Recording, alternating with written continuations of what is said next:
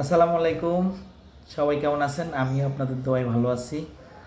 আমি আপনাদের মাঝে আজকে নতুন একটি ভিডিও নিয়ে আসছি, যেটি হলো ভোলাই তরুণীদের অন্বেষণ নিয়ে।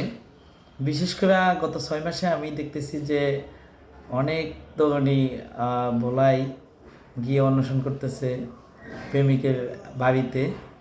তা আমি আজকে হঠাৎ ভাবলাম যে এ বিষয়ে একটু কিছু বলা দরকার, যে এত জায়গায় রেখে সবাই যদি ভোলাই অন্বেষণ করে তাহলে ভোলাই ছেলেদের কি হবে, এত ডিমান্ড কেন ভোলার ছেলেদের। আমি একটু একটু গুগলে সার্চ দিয়ে দেখলাম যে আসলে এই বিষয়ে নিউজ কি। দেখেন আপনারা, একটি নিউজ, সময় টিভিতে আরেকটি নিউজ,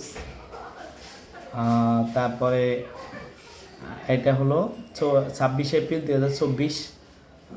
তারপরে আরেকটি নিউজ, ইডেনের বিয়ের দাবিতে প্রেমিকের বাড়িতে অন্বেষণে ইডেনের ছাত্রী। তারপরে আরেকটি নিউজ, ডেলি ইত্তেফাক 31 জানুয়ারি। প্রেমিকার অন্বেষণের খবর পেয়ে ঘর তালা মেরে পালিয়ে গেলেন প্রেমিক। তারপরে ভোলায় বিয়ের দাবিতে কাগজপত্র, কলেজ ছাত্রের বাড়িতে স্কুল ছাত্রী অন্বেষণ। ভোলায় বিয়ের দাবিতে প্রেমিকের বাড়িতে যুবতীর অন্বেষণ।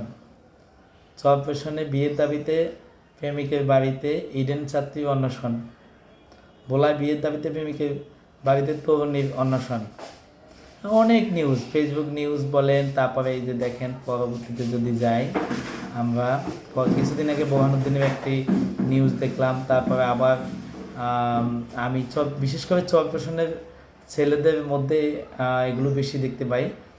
তো আপনারা এই বিষয়ে একটু কিছু বলবেন যে আসলে এই যদি হয় ভোলার ছেলেদের, আমরা তো তাহলে 80 টাকা তোলা বলা যাবে না, আমাদের 100 টাকা তোলাই বলতে পারি আমরা। হয়তো অনেকেই এই বিষয়ে আমরা যদি বেশি বলতে যাই বলবো যে বেশি জেলেসি হয়ে গেছি আমরা আমরা আমাদের বিষয়ে আমরা বেশি বেশি বলি। তো সবাই ভালো থাকবেন, অন্য সকল জেলার মানুষ এবং প্রেমিক সবাই ভালো থাকবেন। আল্লাহ হাফেজ, আসসালামু আলাইকুম।